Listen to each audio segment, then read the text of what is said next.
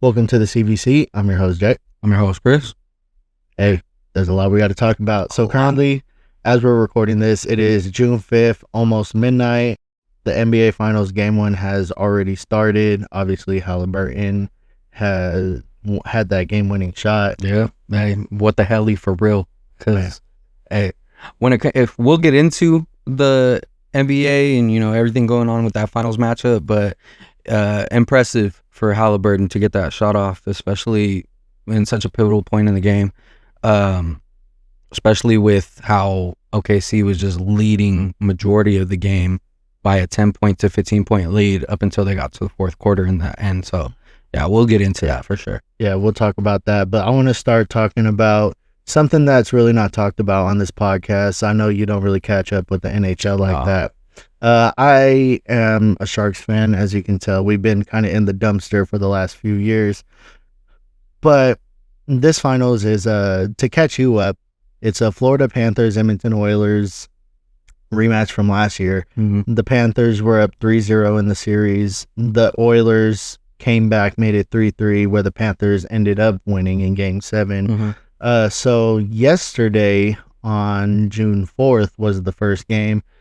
Panthers were up, the Oilers come back, and Leon Draisaitl wins the game in overtime to put the Oilers up 1-0. Mm-hmm. I know you don't really have a dog in the fight because you're not very much aware of the NHL, but for me, I don't want the Oilers to win just because they are in the Sharks division, but I love Connor McDavid and what he can do on the ice so much that I'm going for the Oilers. We already watched the Panthers win. It would be nice to have a back-to-back champion. This is obviously the 12th NHL team to be able to make the Stanley Cup Finals 3 consecutive years. Mm-hmm. But it would be nice to see McDavid finally win a ring. I think he's due time for one. And I think this Oilers team is very good to win the Stanley Cup. But obviously Florida is just as tough of a dog to fight and play against. Yeah, I'm definitely gonna have to tune in for Game 2. How many games is the series for them? They are best of 7, so same as the NBA. Same as the NBA. Yeah. I personally don't got a dog in the fight, but being from San Jose, obviously you just naturally rep the Sharks. But I think the most hockey that I watched us, living in Stockton is any of the Thunder Heat games, Yeah. Where Stockton used to be a hockey town. Yeah, and now we're a G League basketball town. Yeah. And somewhat of we're getting more events. Yeah, we've had some boxing fights with Gano Flores, hometown hero there, and I think it'd be cool if we got like some more MMA traction here, especially the Diaz brothers being from here. I'm surprised they don't put on MMA fights. Yeah, like you would think. I get the Stockton Arena is a small arena, mm-hmm. but you would think that the UFC or a smaller program like Bellator would have one of their regular weekly fight nights. I don't see why UFC couldn't do a fight night here. Like, if you're a wrestling fan, you've definitely been to the Stockton Arena or what are they called now? The Aventus Health Arena. Mm-hmm. Yeah, you've definitely been to one of those Stockton shows for AEW, for WWE. So it's surprising that, that they don't really come to North California anymore. I was going to say Carolina. Like the UFC doesn't make it out to Golden One, and it's been a while since they've been. Mm-hmm. But I don't see why they don't, show some love to other arenas. I'm sure they would pack a UFC show. Yeah. And it's not like they haven't done shows in small venues. Like I'm not going to compare the Stockton Arena to the Sphere, but that's a small crowd. Yeah. And then you got the Apex is a small crowd. I'm sure Apex ticket, I doubt it's any cheaper than a regular event. Mm-hmm. But so with all that being said, Florida Panthers, Edmonton Oilers. I know you don't have a dog in the fight, but who would you like to see win? I mean, I know you said, there's a reoccurring team, but if there's a player that, deserves a championship, I know being an NFL fan, there's guys that you want to see that want to see him get a ring. Same with the NBA. Like there's just those guys that win you over. So Connor McDavid has a dog in the fight, and that's the Oilers. I'll go for the Oilers. All right, you heard it here. Chris got the Oilers in the Stanley Cup Finals. Yeah. I got the Oilers too. Actually, have them winning in 6 games this time. Sweet. All right. You want to get into some NBA? We kind of just already talked about Halliburton here. Yeah, let's talk about it. All right. So, I think we can start with the most breaking topics. Do you think that Thibs should have been fired from New York? Especially being a game away from pushing into a 7-game series against the Pacers. I agree. I don't think he should have been fired. I was actually watching First Things First with Nick Wright and all them. Love that show. Yeah, me too. I personally feel like Nick Wright, just because you brought him up, Nick Wright and Chad Greening to me don't get enough love when it comes to ESPN. But there was one take that they had on there, and it was Thibodeau has always had the underdog team. And even with the Bulls team, you still ran into the big three in Miami, unfortunately.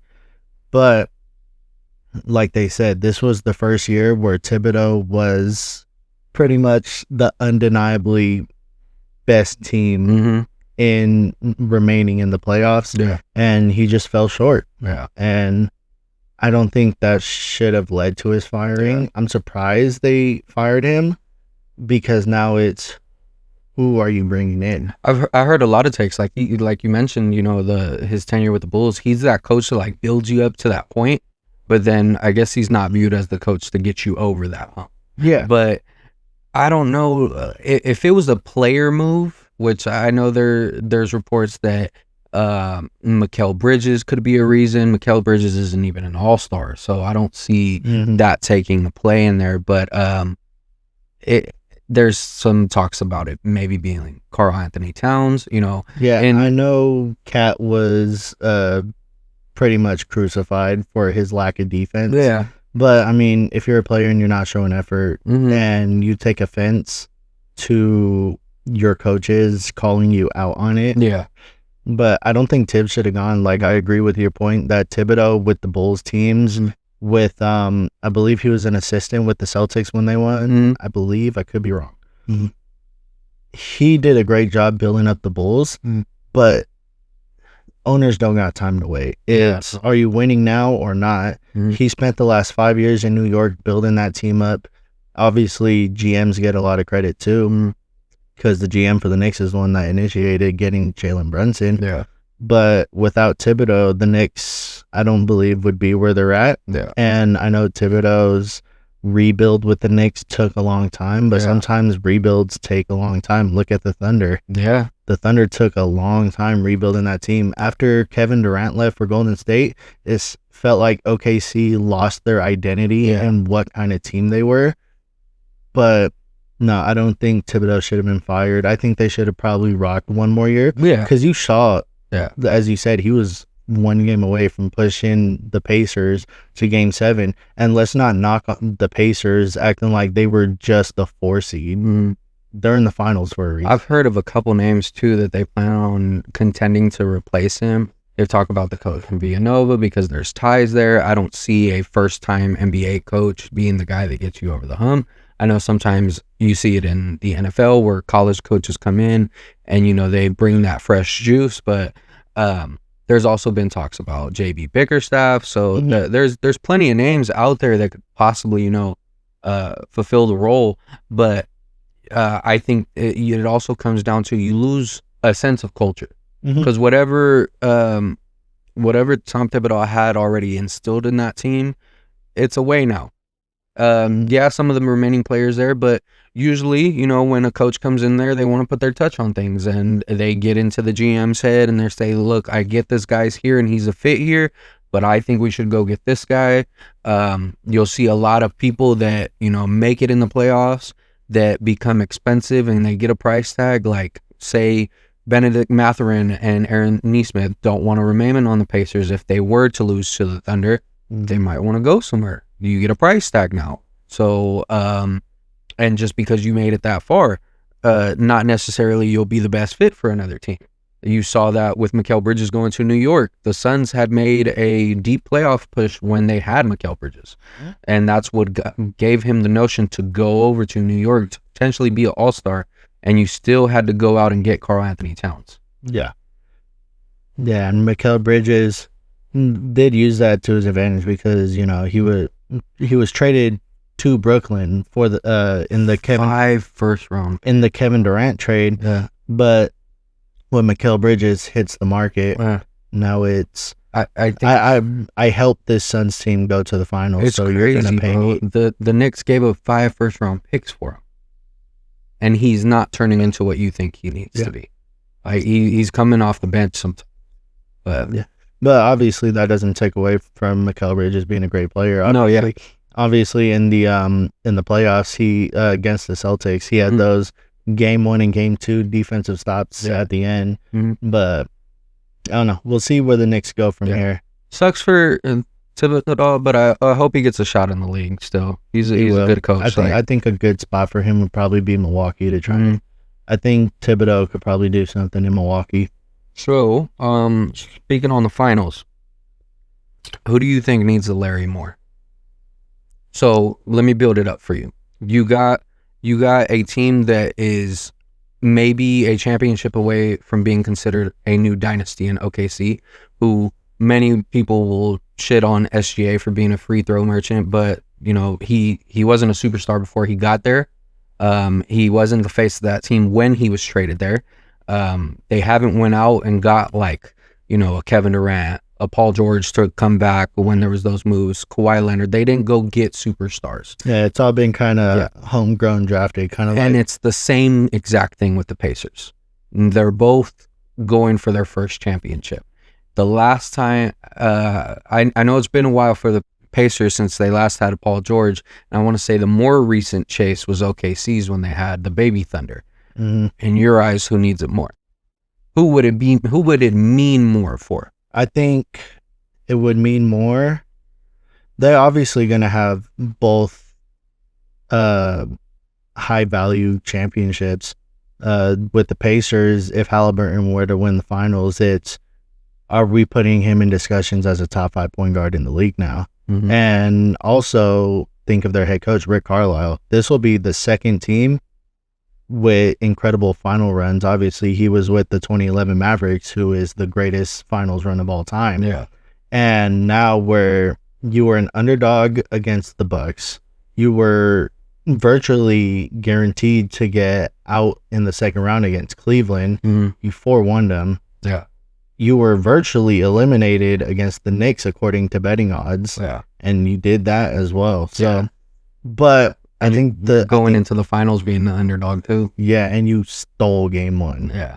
But I think Halliburton still has a lot that he can grow from. I think with SGA winning the MVP, it'll be a waste of an MVP if the Thunder don't win it. As we said before, this is the Thunder's finals to lose. Yeah. Because the Thunder, I believe, are just that deep of a team. And it would be kind of similar to the Miami Heat and the Dallas Mavericks finals. Yeah. Where you have this young team that's overpowering everybody else. And then here comes this underdog team that, because you're too high on over your head, they just come in and wipe the floor with you. And we saw that. We saw that in game 1 tonight with the Thunder being up almost 15 points, I believe 14 points. But you can't count the Pacers out in a game. And this game showed it. Their series with the Knicks showed it. Series with the Cavs showed it. You can't count them out. So I think this would hurt SGA the most if he has this roster and he doesn't get it done. Kind of similar to how LeBron had the roster, but he didn't get it. Obviously, he eventually got it done the following year. But it would kind of have that kind of... And they still went up a good opponent, too. They ended up beating the Spurs.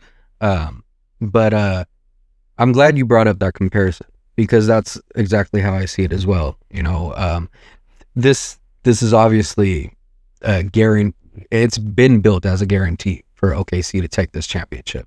Especially, they're the number 1 seed. They're coming in dominating. They're so good on defense. Like, They can cover you with so many different guys from 1 to the 5. Like Caruso being matched up for majority of the series with Siakam was very interesting to see. You got Lou Dort, he'll do the same exact thing. I do think that it means more for OKC, but I could see in perspective that this won't be the last time we see this OKC team make this same chase. Mm-hmm. I don't feel the same way about the Pacers. I think this is one of those things that they took advantage of other teams' mistakes, and they took advantage of, teams maybe coming in too overzealous and too confident and capitalized, and were able to extend series and get to the point where they're obviously a lot more hungry. I feel like the other team is just more determined to accomplish their goal. But this team is like, they know we're counted out and we're pushing for it. I personally have OKC winning the series 4-1, which would mean that they got to win the next 4 games, which would be cool because I would like to see a championship winner win it in their home stadium. I don't like the whole, if they won the championship, they would have to celebrate in Indiana. So I'm calling it by game 5 for OKC. I think they do have the best opportunity to win 4 straight. I think they lost tonight's game, bro. By the first quarter, Indiana had 18 turnovers. That's the most by any team in any game in a regular season overall. And that was just building on. I think the error for OKC was that they didn't capitalize on those turnovers. Like, okay, it's fine if Indy's turning over the ball, but if OKC's not coming up and scoring, then it's almost makes the turnover abysmal. So I think too, just with the perception that you've had great players come out of OKC, you tie Harden as a 6th man, you tie the guy that beats Oscar Robinson's record and Russell Westbrook, and then you got a guy who at his peak was maybe the closest thing to LeBron as far as like impactful star or all-stars, and Kevin Durant. And they haven't seen that level of success up until SGA with what he's built in his MVP campaign. And I feel like, I agree, it would be a wasted MVP, but I would like to see a new dynasty. And for a long time, it was the Warriors, and it looked like maybe the Celtics, because they have the same story as these two teams. They're built by draft picks. They've brought in some key players and pieces through some trades, but they don't exactly attract superstars to their markets, so they're a more built and grown team. But obviously, the Celtics, with that Tatum injury, and we'll see what their offseason looks like, but I would like to see a new dynasty, and I feel that the Thunder fans, they're loyal. That market is not big, but they got fans that come and sell out that house, and they deserve to see a championship. And I want to go back to when you said that you disagree. This is where the Pacers have capitalized, and this could be the last time we see him in this position. I disagree with that because we said the same thing last year. We didn't expect the Pacers to make the Eastern Conference Finals last year. Obviously, they got swept, but I mean, when you went against one of the best defensive teams in the modern era, that's kind of hard to do something, especially when it's your first time being there in such a long time since Paul George. But I don't think so. I think the Pacers are still criminally underrated. I think that they are a finals worthy team. I don't think you make the conference finals in back-to-back years by mistake. And I'm definitely not counting them out, but what I think is that some of these teams that are clearly better than them on paper that, they lost to, I think they're only so I think if they do make a playoff chase, I feel like it'll be tougher than this year. And it gets tougher every year for every team. And as far as the West, I don't think that teams have adapted yet to take on what OKC is bringing to them, right? I mean, if you got Giannis coming to Houston or Giannis coming to San Antonio, then we have a different conversation. But if he were to go to the East, it's kind of the same story. It's just a bunch of teams in the East making the chase, and some of the same regular teams making a chase in the West. So I'm definitely not counting out Indiana, but I know with me picking them to lose the next 4 games, it may seem that way. I got nothing against the Pacers, but I've always kind of been a closeted Thunder fan. I love Kevin Durant. I love the baby Thunder. So just getting to see this team back in that style of glory, I would like to see them finish the job. Yeah. What's your prediction for the series? So my heart is telling me Pacers in 7, but my head is telling me Thunder in about 5 or 6. All right. No, I got that the other way around. They're telling the Pacers in 5 or 6? I want the Pacers to win in 7 games, but realistically, I know the Thunder are probably going to win the next 4 games, if not maybe win in 6. Yeah. Yeah, so I got OKC in 5. You got them about 5 or 6, either game 5 or 6. Yeah, I think Indiana could probably win one more game, but it wouldn't shock me if they got swept the rest of the series. Yeah. But I'm hoping that'll happen. Well, that's all I got for you as far as the NFL, man. Yeah. You want to... NFL, NBA. Oh, yeah, the NBA. My fault, man. Well, speaking of the NFL, that's the next topic I got. Glad I had all these notes down. That, usually I have to cram them right before we record, so gave myself some time. So most notable thing, your boy Rodgers to Pittsburgh. 1 year deal. Yeah, pretty sure this is going to be the final year of Rodgers. If it is, first ballot Hall of Famer. It's going to be interesting though, because with him going to Pittsburgh, that now sets up a week 8, I believe. Week 8 matchup, Sunday night, Green Bay traveling to Pittsburgh. Yeah. So, I know we've said it before on the podcast where you have Jordan Love playing Rodgers on the team that Rodgers beat in the Super Bowl. Yeah. So, that's probably going to be the biggest marketed game of the year. Mm-hmm.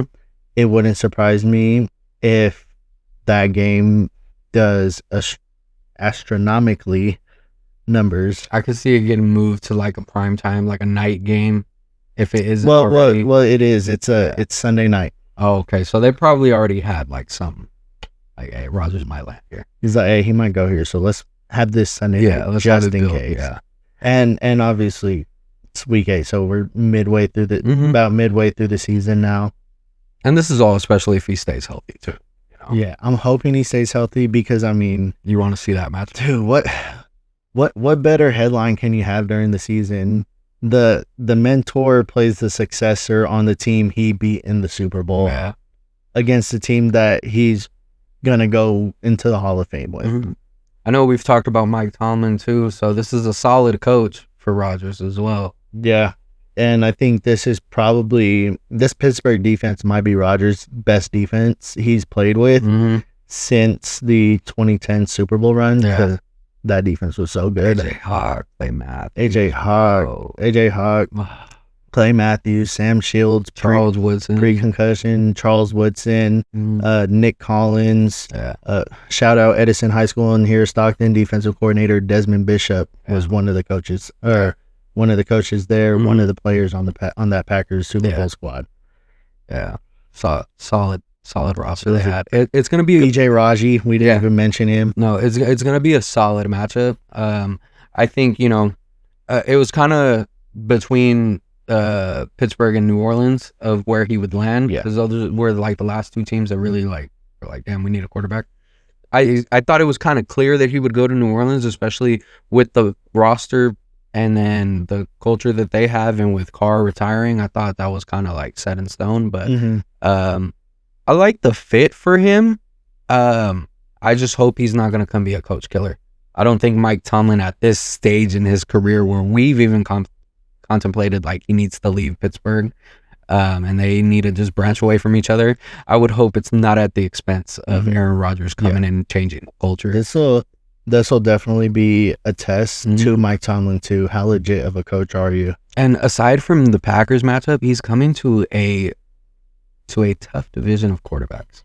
We haven't even touched on that. There's Lamar Jackson, there's Joe Burrow, and there's the holy trinity of quarterbacks that you want to play against in Cleveland. Yeah. Hey, I don't know if you saw it, but Shador's been looking pretty good in OTAs. Look, I'm not a Shador hater, I promise you, even though our group chat might seem different. I just, I don't see what everybody else sees. I don't. That's just me. And I would like to see Joe Flacco end it on a high note. Yeah. So I think that's the other thing for me, and that's coming from a guy that cried in that Super Bowl where we lost to the Ravens. Fuck Joe Flacco. But I would like to see him, get his little swan song in the end. Yeah. And I would hate that because of the clout that Shador Sanders has, that it were to hinder development for Dylan Gabriel, because he's not a bad quarterback either. I don't think he was better than Shador. I don't think he was, but I'm just saying, as far as like, obviously first, right? In terms of the development phase. But I think the Browns drafted Dylan Gabriel off of the trade value they could get. Yeah, could be like a Joe Milton situation with the Patriots. Yeah. Hopefully he has a strong preseason, because that's what it's really going to be built off of. Yeah. Shador could look great in OTAs all he wants. I know he's been taking reps with the first team now. Yeah. But you don't know. They could be looking at Shador the same way. What if they're looking off of him off the trade value? There's no guaranteed fact that Cleveland Browns are just going to say when Watson comes back, hey, you're out of here. They might still have belief that, no, this is our guy. We still believe in this guy. We paid this guy for a reason. Yeah. So Flacco's really just a placeholder for these other guys to come in and just kind of develop, put some value out there. Yeah. But, man, I'd like to see Shador. Obviously, like you said, this preseason is going to see kind of where they're at in their developmental phase. Yeah. I mean, what if you have both quarterbacks play good? Yeah. What do you do now? Yeah. Or do you just say, hey, scratch all the vets, we're keeping both of these guys? Yeah. Wow. It wouldn't hurt. It'd be a new... I would keep one. I would keep Joe Flacco. Just because of the experience you have. Yeah. But I think Joe Flacco is a solid mentor quarterback to have in that quarterback room. I'm sure Kenny Pickett's days are just numbered, bro. Like, yeah, I'm sure he's cut like by the end of the preseason for sure. Like when they're doing their final cuts. Yeah, or maybe Kenny Pickett becomes reincarnation of God for all we know. Man. Another notable trade that's out there is Bryce Huff traded to the San Francisco 49ers for a mid-round pick. Fourth round pick, I believe. Yeah. Yeah, I saw that. Bryce Huff, obviously outnumbered by that amazing Eagles defensive line. Yeah, didn't really get to showcase himself. Yeah, he didn't really get to showcase himself, as he said, but I think with the Niners and what Robert Saleh could do, I think he might be the starting edge coming out, going into the first week with Nick Bosa, and I think obviously you're gonna have Michael Williams in rotation. You're gonna have Gross Matos in rotation. I like Gross Matos. I liked him when he was on the Panthers, and I like him still when he was with San Francisco. Yeah. I like the rotation because we basically have 4 guys that you can in rotationally start. Bryce Huff in his last year with the Jets, which I believe was Saleh's first year, he had 10 sacks. So that's something to look out for. Like, okay, he can come off the edge and he can compete. If he does beat out any of these younger guys or Gross Matos for the starting position, I actually like him to complement Nick Bosa. I know I keep saying that, we need a good dance partner. You got a hungry rookie, and you got a guy who was successful with the defensive coordinator that is obviously already familiar to our system, and you're gonna reintroduce him to that culture. So yeah, I think it's a solid sleeper trade that might pay off for us in the end. I just hope that it's not a move that hinders the development of Michael Williams. I hope it's something that keeps him hungry. Because maybe it does come down to, all right, what we thought we saw isn't all the way here yet, so let's bring in a guy that is there. And is that why you bring in Bryce Huff? I'm sure they still have hopes in Michael Williams, and I'm not counting him out, but if you draft a guy that high, you expect to start him, and if you went out and got a guy that was successful already with that defensive coordinator, you might be thinking other things. So we'll see. It could also just be in a depth rotational piece as well. We'll never know because we're not in the office. We don't get paid the millions like they do to be in the office. They probably see something that we don't.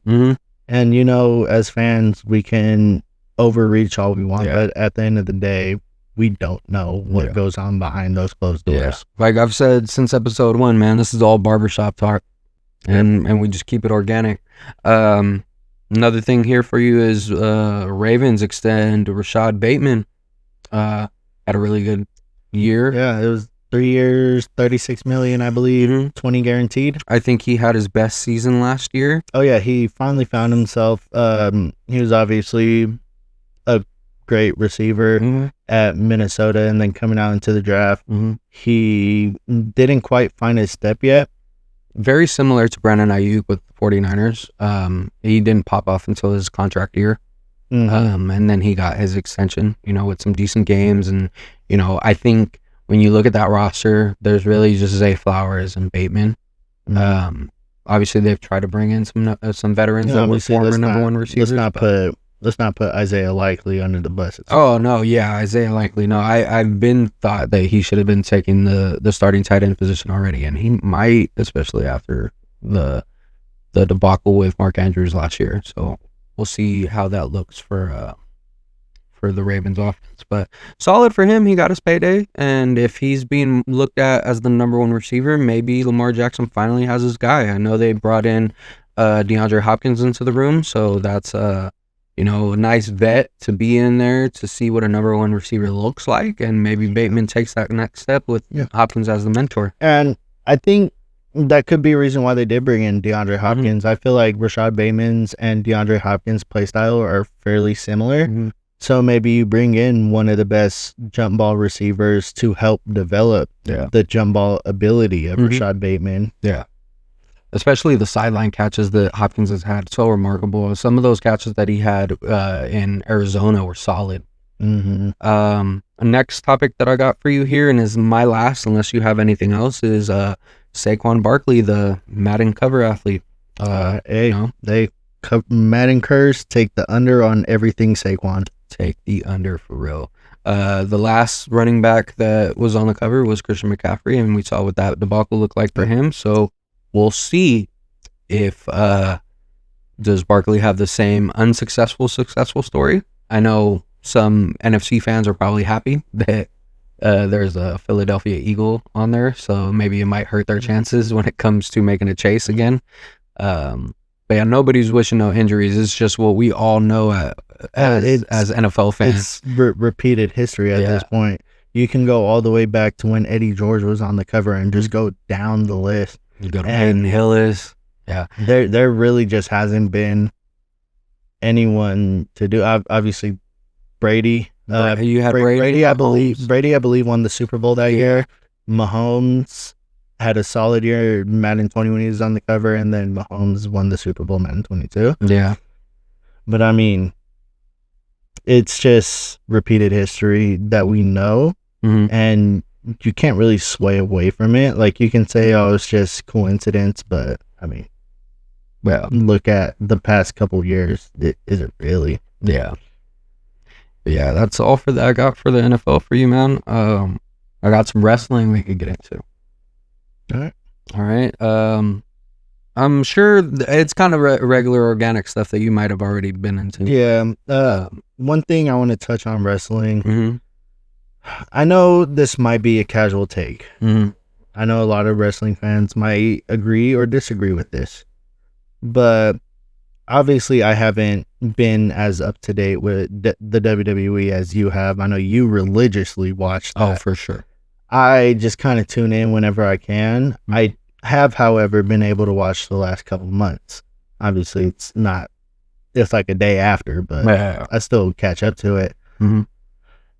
I still believe the selling out to TKO is the worst business decision they made. There's a lot of fans that agree with you. I'm turning into one of those. Because it's starting to affect some of the roster's contracts. It's starting to affect some of the product that you get.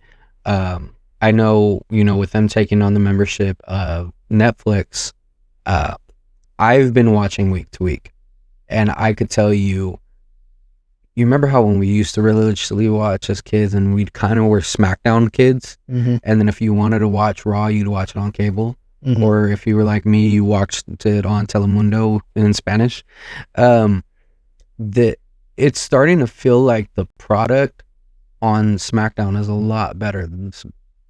And it's similar to what we had growing up, where you had Mysterio, Angle, Eddie, Benoit, you know, all these guys on SmackDown, putting great matches, great storytelling, you know, one-on-one with The Undertaker, all this stuff, right? And yeah, I don't know what it is. Like, I'm sure you could agree with this. I feel like SmackDown has always been underratedly the best show that the WWE has had. Well, there was a streak when they turned into SmackDown Live from 2016 to 2019. They were billed as the A show. It was clear. And but I feel like the WWE has always tried they've always pushed Raw. Because Raw's always been the flagship show. Raw was the first creation as far as them doing shows. They used to be called WWE Superstars or WWF Superstars. And they do the Saturday night main event, the In Your House, all that. Those were their televised shows. Then they, you know, made a week-to-week show.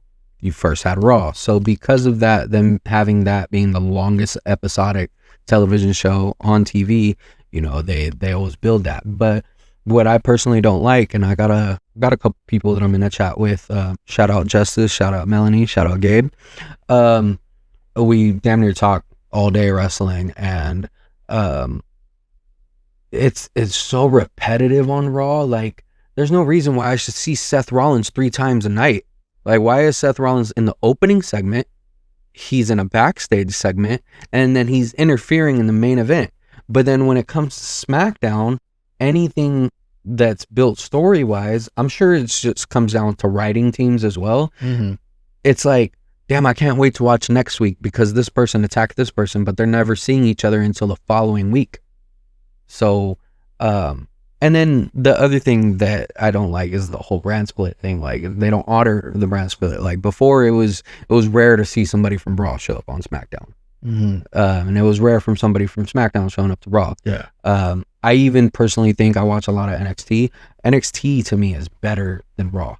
I've been watching more of AEW because I'm losing the satisfaction that I get out of watching Monday Night Raw, that I've started watching the competition and they're building to what their WrestleMania is, and it's their show called All In. The card looks so good. Their show is going to be in Texas. It looks like a very solid card. And their stories are starting to make sense. I know something that I critiqued AEW about before on the show was that the storylines don't make sense. Like, this is so sporadic, but now they're at a point where you get it now. Like, it's figured out. Like, okay, I see the direction that they're going. They're even reviving some old rivalries from previous companies. The most notable one is Kazuchika Okada versus Kenny Omega. They're going to have a title for title match where they might introduce the first AEW Intercontinental Championship by merging the International Championship and the Continental Crown Championship. So that's going to be solid for wrestling fans. They have a really great rivalry between them. So that excitement that I'm getting out of AEW, I'm losing that when it comes to Raw. I'm losing that when it comes to a lot of the PLEs. I hate that they're called PLEs. I miss when they were called pay-per-views for WWE. I don't know. It's just when you're a regular, you know, hardcore fan and something that, you know, is a part of your childhood that you still watch isn't on par of what your expectation is built to be, it even makes me miss Vince McMahon, bro.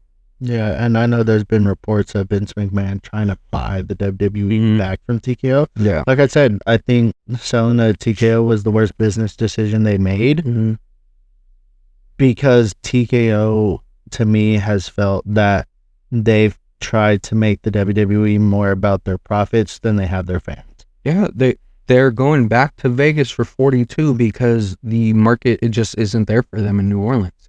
They changed the show. And so that New Orleans still gets a show, Money in the Bank next year will be in New Orleans. So they've already kind of replaced it for them since they're not going to get Mania. But you're going back to Vegas because obviously Vegas is going to pay. I did see a report that came out, and don't sue me for this, but because you can't believe everything you hear on the internet. But supposedly TKO is in like $3 billion in debt. I don't know how, because the Endeavor Group is with UFC. So is it just WWE's debt, or is it UFC's debt, or is it a combined debt? Because UFC is one of the hottest tickets. They make money, and they don't got a WrestleMania. They got their number events, they got all their champions. Maybe not every champion is marketable. Guys like John Jones don't help that, because you coming off of Mania, and in the same year you do John Jones versus Aspinall. That's money. There's your debt paid off right there. But it's different when it's real fighting versus storytelling fighting, right? Yeah. But the other things that I could bring up is just R-Truth and Carlito getting released. Some heartfelt guys for the fans not really liking that they got let go. There were literally R-Truth chants on Monday Night Raw. Talent were told that they couldn't wear their R-Truth shirts when they had already planned to wear them for their segments. Yeah. And even CM Punk, when they went live off the air, said, I sound like a hypocrite, but I wouldn't chant a guy's name who is no longer here in the building, when there were CM Punk chants, and they televised those for years. Yeah. I just want to say, R-Truth had carried the company with his comedic skills for the longest recently, and to just let him go like that. Obviously, there's been I don't know if you saw, but the Miz also posted about it. Him and Gunther supposedly have erased everything on their social media, WWE related, and have unfollowed the WWE. So maybe do we see a departure of Gunther and the Miz? Which, if at that point, Vince has to get the company back, because if TKO is okay with losing the Miz, who has been one of the most iconic figures in WWE history, who else are they willing to get rid of? So the other big report is that Roman Reigns, as a part-timer, has a $15 million contract that TKO wants to restructure. And I think Roman would be okay about it if you don't put it out there, because he does have movie deal monies.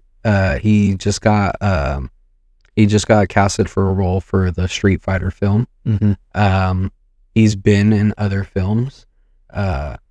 He's pushing that Hollywood route. Maybe not as strongly as Cena is, but he's putting his foot there. Or The Rock did. Yeah. But I feel it's a diss to the guy that literally got you through the pandemic era. Yeah. The guy that gave you the payoff to give to Cody Rhodes at WrestleMania 40, which is one of the greatest Manias. I put that up with 18 and 17. And to me personally, one of the others is 23. I put it up there with those. 23 is my GOAT WrestleMania. Yeah. I think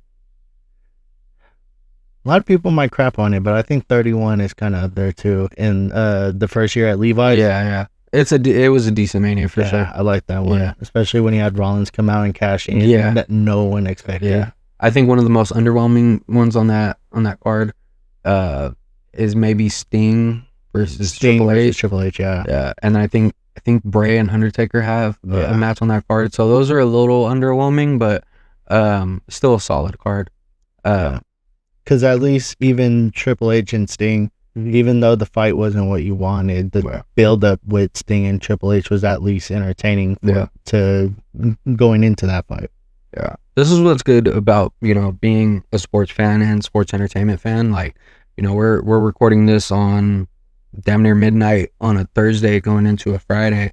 And this Saturday we got the NXT show Worlds Collide that collabs with AAA, and TNA is supposedly rumored to be a part of the show. So that's it's a new show. AAA is one of the companies in Mexico, and they're gonna have a lot of their talent wrestle some of the NXT talent. So you'll see a lot of new faces that never have gotten that international viewing on television unless they were a part of AEW or if they were a part of TNA or / Impact, which was a smaller audience at the time.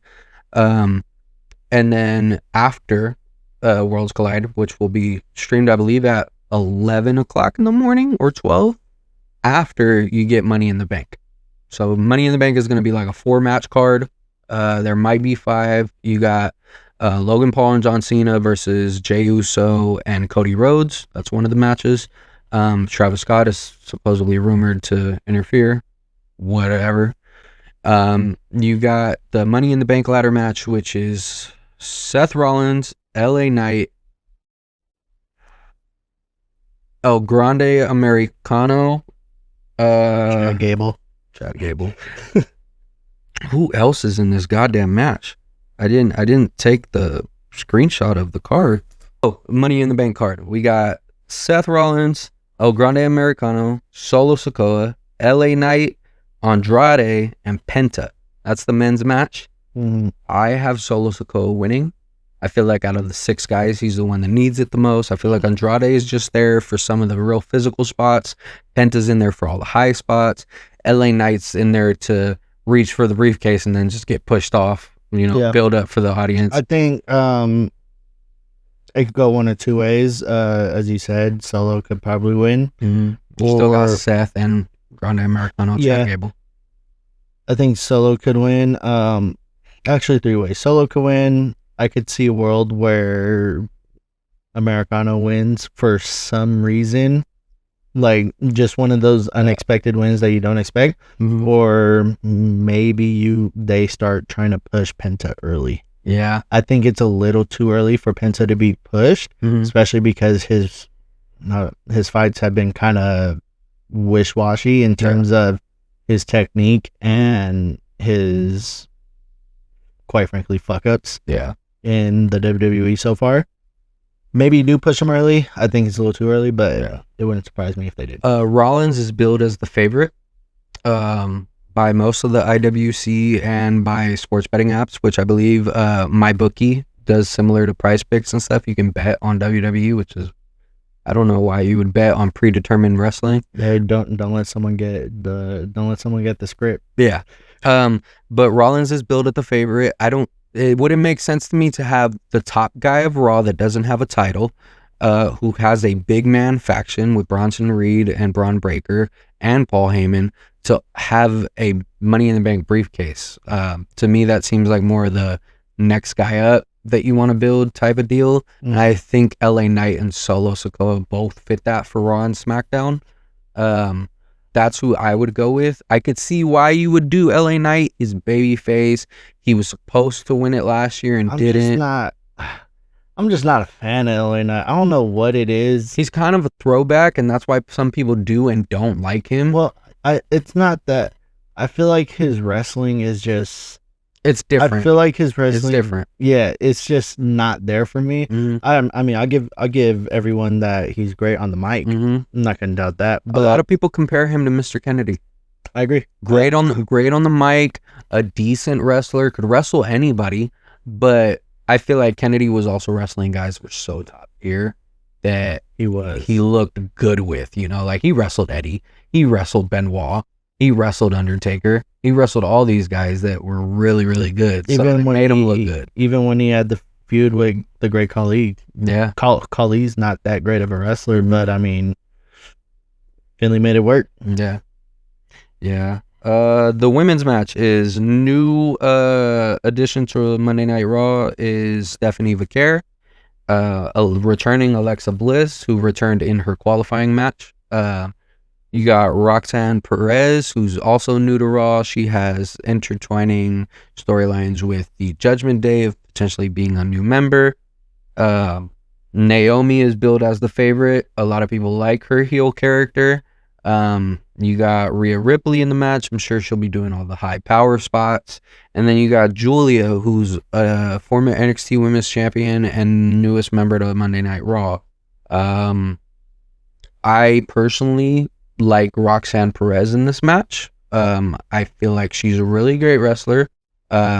She was introduced to WWE by Booker T because she was a part of Reality of Wrestling, his school turned promotion. And got her foot in the door with NXT. She's a former Ring of Honor world champion, so I feel like she's ready to come through that glass ceiling A lot of people build Naomi though. I think her work as a as a heel is doing really great. I could see a world where if Jade Cargill wins against Tiffany Stratton eventually, that maybe there's a Naomi cash-in, which continues the rivalry that we saw at WrestleMania, or vice versa with Bianca Belair. That's been revisited as well.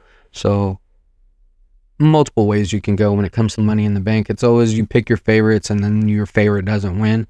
Also, Chad Gable, Grande Americano, is pulling double duty. He's wrestling in the main event for Worlds Collide against El Vikingo, the AAA Mega Champion, who just won the title a couple days ago against Alberto Del Rio, who seems like WWE wants no association with.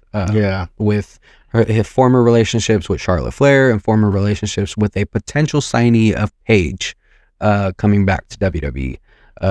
He has obviously a lot of negative history with both women, and I don't think they want him associated with the company. I don't think he had a contract extended to him from AAA to WWE, and there was actually a leak when Worlds Collide was first announced that the match between Vikingo and Chad Gable would be for the title, and Vikingo hadn't even won it yet. And for the first time I did see that leak. For the first time ever, AAA on their streaming platforms, which they don't ever do. Sometimes when AAA does a show, they'll post it the week later. For this particular event, for Worlds Collide, they did it ahead of time, and their social team was posting on Instagram. And they posted clips of the entire night so that it would make sense leading off of the leak that Vikingo now has the title. Make it clear for fans so that they don't have to wait a whole week until after Worlds Collide to see, oh, when did Vikingo get the title? Oh no, he won the title. So they corrected that. So yeah, he'll be pulling double duty, being in a solid match against their world champion and going up in Money in the Bank. Yep.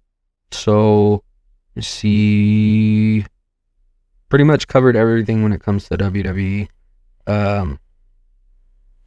You got anything else before I get into our last segment? No, go ahead. Hit me. All right. So on this week of the CVC, I will be taking over Fact or Destroyed, which is a segment built by my co-host that I don't remember what week we introduced it, but it felt interesting to me that, you know, it's kind of just sporadic popcorn topics that he came up with, hit me with them, and got my general answer. And, you know, some of you guys have seen those on IG Reels, on TikTok, Instagram. Hey, make sure y'all show us some love, okay? Hey, like, comment, follow. Yeah. Show us some love, please. All right. Man, so we got bills to pay. We got bills to pay, okay? Damn near 16 episodes into this, and we got as many episodes as we do followers, man. Damn. God. Nah, but seriously, like, if you enjoy the content, doesn't take much to just hit like on any of the platforms. And if you want to be the guy that hits them on all, hey, we'll do something special for y'all. Okay. Hey man, just subscribe. Just subscribe. That's all I ask. Yeah, and if you don't want to, you don't even got to watch again. Yeah, if you don't want to take the time to watch, bro, just go ahead and fucking hit us up on Spotify. You can hit us up on Apple Podcasts. You know, just play it in the car and just let it run and put that bitch on mute if you have to. You don't got to watch it or listen to it or nothing. Just, you know, let it play in the background. It's good. It's good content, though. All right. This week's Fact or Destroy. Okay. This one's going to be personal for you, and I'm glad that he's wearing the hat. Did the post-Kobe 2017-2018 Lakers young core deserve more time as a unit together? Barring that you would eventually land LeBron, I believe, 2019 and 2020. Mm-hmm. Barring that. 2018, 2019. Yes. So I put 2017 to 2018, but I really mean that young core that had Nick Young, D'Angelo Russell, Clarkson, Julius Randle, Brandon Ingram, eventually Lonzo Ball. That core of people with Josh Hart and Zubac. Mm-hmm. Did that core deserve more time? Oh, yeah. Fact. But it's the Lakers. They're not going to give them time to develop. It's either you come in and you shine out, mm-hmm. or you're out the door because we're going to get the big piece. I have mixed emotions about it. I do feel like they were rushed out the door very quick. But, I mean, we'll never know, because what if they did stay with the Lakers? What if Ingram never turned into Ingram? What if Lonzo never turned into Lonzo with the Bulls? What if Randall never turned into that player? What if Josh Hart never turned into that player? We'll never know. But at the end of the day, we got the championship out of it. That's all that really matters. Yeah, like all those guys, they're guys on the Yeah, they're team. guys now. But So it's like, damn, what about if they were all still together, you know? And I'm sure a lot of people do it in 2K where you just go bring all those people back to the Lakers. yeah, Maybe keep Luka and LeBron in that rotation. yeah, But yeah, I was just thinking about it, and I'm like, man, that was a good core. it was a great core, but we're also assuming that they get to the prime they're in now. Yeah. We don't know how they would have developed with the Lakers, because for all we know, they could have just been bench guys again. Yeah. And I think maybe you didn't have the best coach leading the charge. You had Luke Walton. Maybe you needed somebody else. Maybe if we had Frank Vogel at the time, or maybe if we had, well, JJ Redick was still playing, but, you know, if we had a somewhat developmental coach that knows what he's doing, because obviously Luke Walton wasn't the answer. He showed it in Sacramento. He showed it where he was before. So you're happy with the ultimate result because you got the championship. Yeah, we got the championship out of it. Championship. You got LeBron. You know, you got another all-time great as a Laker, but they could have used some more time. I think they could have eventually turned it into something. Yeah, they could have, but hindsight 2020, Yeah. we'll never know. All right. Fact or destroy. Should NFL scouts still look into prototypical builds? Example, a 6'4", 220 receiver. You can bring up 6'5", 230-pound quarterbacks. I'm gonna go with destroy, because that norm has already been destroyed. When you look at the ideal quarterback and who you want, you obviously used to look at a 6'4" quarterback that had a very good IQ of the game. Tom Brady is probably the most ideal quarterback that you wanted. Peyton Manning is probably the most ideal quarterback that you wanted. That's not the case anymore. We see it with Trevor Lawrence now. But now you have players like, obviously Joe Burrow. He's not as tall as your prototypical quarterback you want, but Joe Burrow is kind of like the modern era quarterback model that you want. But that's not the case no more, because you have quarterbacks like Mahomes, quarterbacks like Josh Allen, quarterbacks like even Baker Mayfield. Like, I know he's not on the tier of those two, but Baker Mayfield, the shorter quarterback that gets it done, that's not what you would want. And I think scouts need to stop everything on height and weight and more of what they could do. Obviously, no one expects Cooper Kupp to do what he did in his Triple Crown season. If I was going for a prototypical, the modern era wide receiver build, I think Jamar Chase is the ideal build that you want. But even Chase is a one of one. There's not much like him. Justin Jefferson is a smaller frame receiver. He's taller, but he's still a smaller frame. So elusive. Devontae Smith, skinny frame. Not what you would want back in the day. He is a 2-time national championship, a Heisman winner, and a Super Bowl champion. He has one of the best resumes you can have as a receiver, and he is quote unquote undersized. So no, I'm going to destroy that. I think they should look more into their potential and what they already do, and not what their size is. All right. Well, we got a fact and a destroy already.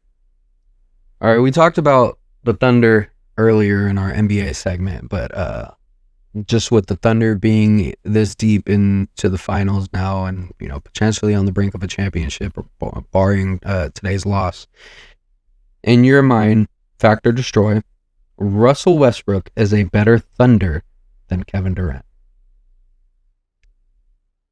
Is Westbrook a better Thunder than Kevin Durant? I'm gonna go with fact on this. that's not going to take away from what Kevin Durant did. Mm-hmm. They just both have similar legacies with the Thunder. Westbrook averaging a triple-double for the first time since Oscar Robertson, obviously before it was normalized to average a triple-double now with Jokic. And Kevin Durant won his MVP, helped lead them to the finals. But I think because their resumes are so alike when they were with OKC, that I think Kevin Durant just signing with Golden State and leaving the way he did tarnished his OKC legacy, and that elevated Russell Westbrook above him, especially since he stood there as long as he could, and then it got to a point, I believe he ended up going to the Rockets after, and Westbrook's kind of been sort of a journeyman since then. But no, I think as a Thunder, Westbrook is a better OKC Thunder than KD is. All right. So, 2 facts, 1 destroy. All right, fact or destroy. Klay Thompson stays with the Golden State Warriors if the Jordan Poole incident doesn't happen with Draymond Green. It's a tough one. I'm going to go with destroy. I believe that the Warriors were going to let him say that incident never happens and they still have Jordan Poole. I think Klay Thompson was going to be out the door eventually. I thought that before that incident happened, it was just a matter of when. It just happened that it was this past season. Obviously, he thought he was going to be playing with Luka, and that never happened. Yeah, I mean, he's got Kyrie and AD, but you still got to wait another year for Kyrie. But no, I think, and I'm gonna destroy that. I'm gonna go Klay Thompson was gonna be out the door eventually. All right, so we're 2 for 2 on the fact or destroy. Lastly, fact or destroy. The interim title should be removed from the UFC. Oh yeah, agreed. Fact. I don't even gotta double check that. There's no reason for, I'm not gonna say names. There's no reason for somebody to hold up the division since November, and he didn't even fight anyone in their prime. He was fighting someone that's a fucking firefighter now. If you won't say his name, I will. John Jones. That guy. He's been holding it up for so long, and the fact that you have Tom Aspinall still defending the interim, it doesn't make sense. And so many guys would be recognized as actual champions if the interim title did not exist. The fact that if you win an interim title, you're not even in the history books. You're not, like Tony Ferguson, interim champion, Justin Gaethje, interim champion. I believe Dustin Poirier was an interim champion. So many guys have won the interim title, and they will never be recognized as an actual champion. And all it makes is a guaranteed number 1 contender, except for Aspinall's case, where it's like, you're the number 1 contender.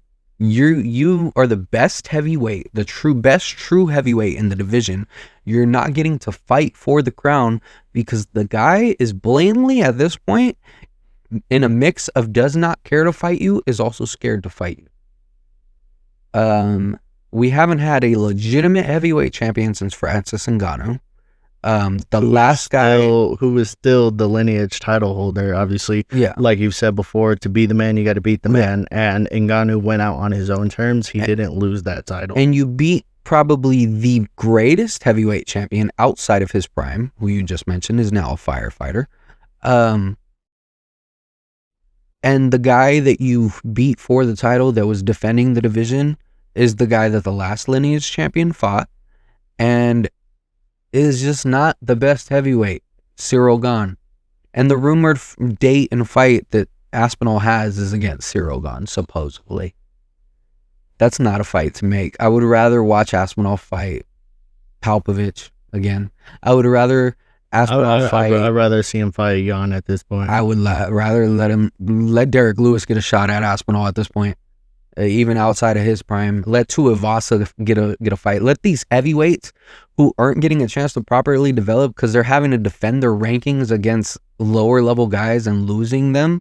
Like you got, I believe Thomas Almeida, the Brazilian. He's a solid heavyweight too. Mm-hmm. He's not getting a chance because you're holding up the division with a guy who decided to just get fat so he can be lazy in a heavyweight division and hold up the title. Yeah, it's not even their fault either. It's, I got to defend my ranking because I can't fight the higher ranking because he's waiting for the champion. Yeah. But yeah, I don't like the interim title because I've said it before and I'll say it again. All the interim title is you're the second best, you're the best in your division, but you're second best because the champion isn't available. Yeah. Like I get when it used to be out of injury, right? Yeah. But injury, yeah. John Jones wasn't completely injured to crown an interim champion. He had just fought recently. And you wanted to build Aspinall to fight him. We're waiting almost a year now. Yep. Yeah. And I've seen on an interview, or not an interview, but an event John Jones was at where he touched on it, where they asked, is he going to fight Tom Aspinall? From what John Jones has said, him and Tom have agreed to the fight, supposedly from him. Yeah. But there's a lot of stuff going on behind the scenes with the UFC where they can't make it publicly yet. Mm-hmm.